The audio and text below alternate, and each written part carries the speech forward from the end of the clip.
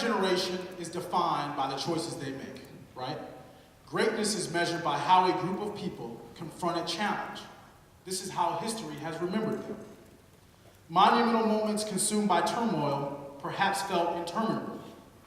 Nevertheless, those who came before us attested their value by pursuing justice over injustice, triumph over tragedy. The key word is pursuit.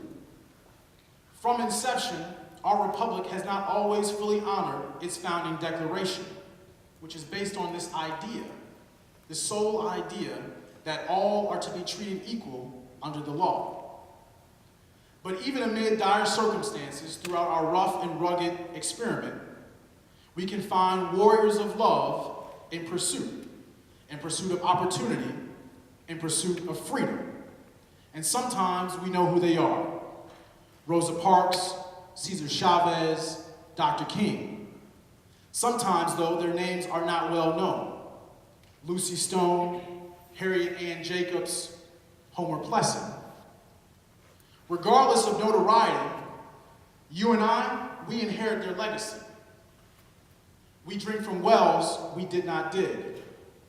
Wherever there is the opportunity to live a life of comfort, there is the responsibility to lead a life of compassion. Lead a life of compassion. Today, so many of our fellow citizens are suffering. And as such, this nation and the rest of the world turn to you, demanding the best of who you are.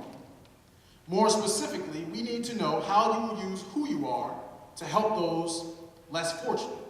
That's our challenge. If you think there is time to waste, let me paint a picture for you. The national debt is $16 trillion. As you all know very well, college tuition is unbearable.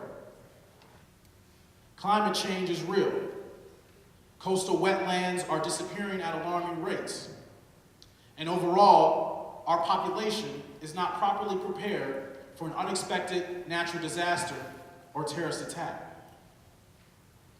Gun violence is destroying the fabric of our beloved community. Almost 1,000 innocent people are the victims of homicide each month. This crisis is compounded by the fact that more than 50% of prison inmates are parents of minors, and those children are significantly more likely to have difficulty in school and beyond. The income disparity and inequality of opportunity among those families especially is unacceptable and should outrage us all. We should devote ourselves and really recommit ourselves to embracing our interconnected humanity.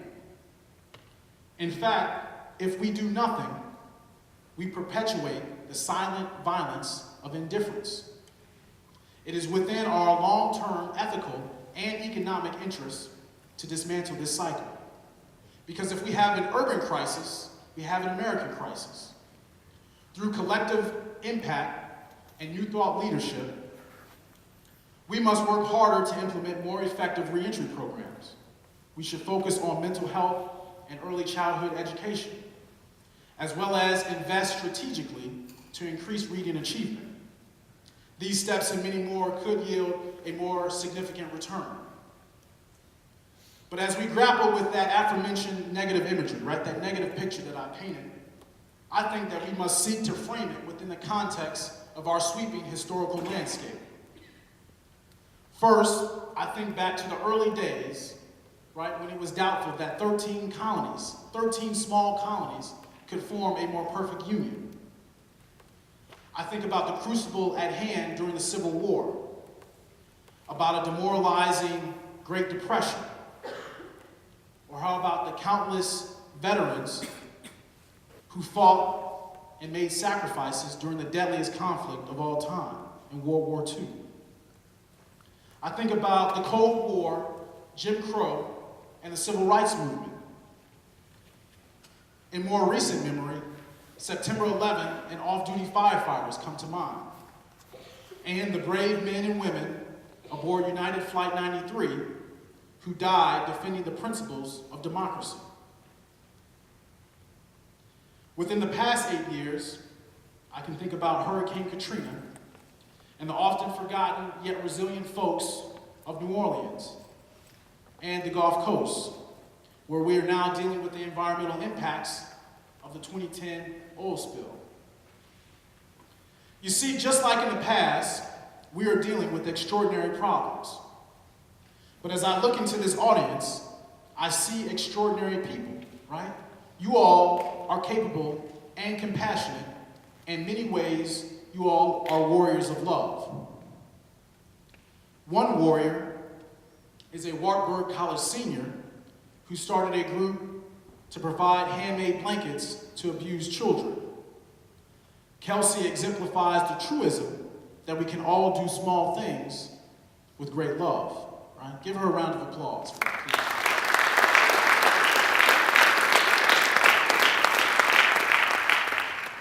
In the more than 5,000 years of human existence, the vast majority of people have been poor. The vast majority of people will not receive a college degree. You are the exception and not the standard. Right now, at this very moment, we are living history.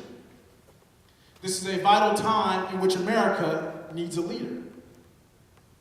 Waverly needs a leader. The great state of Iowa needs a leader. I'm here to tell you that the leader we need is within each of you, right? America is waiting for you to devote your life toward making our country the best place she can be. Dr. King once wrote so eloquently that there can be no deep disappointment where there is no deep love. That's a favorite quote of mine because I deeply love this country. My own life has been a very long journey. It's almost unlikely that someone like me could be here speaking with you today, right? But I'm here to tell you that anything is possible, especially in this place we call home. And so in closing, simply remember this. Sing your favorite song in your favorite funny voice all the time, right? Dance as much as possible, even if you don't have rhythm. It's important. But give back. Give back to the community. And don't forget who we are or what we represent. We are Americans. We don't run from our problems, we pursue them. We believe that every day our responsibility is to pursue justice for all. We believe that every day is an opportunity to do something amazing. That's what we believe, right? This is our charge to keep. This is our promise to maintain. This is what that founding declaration is all about, right? So let's get it done, folks. Can we do it? Yeah, I think we can do it, all right? Thank you guys very much, and see you all in a few years, Iowa.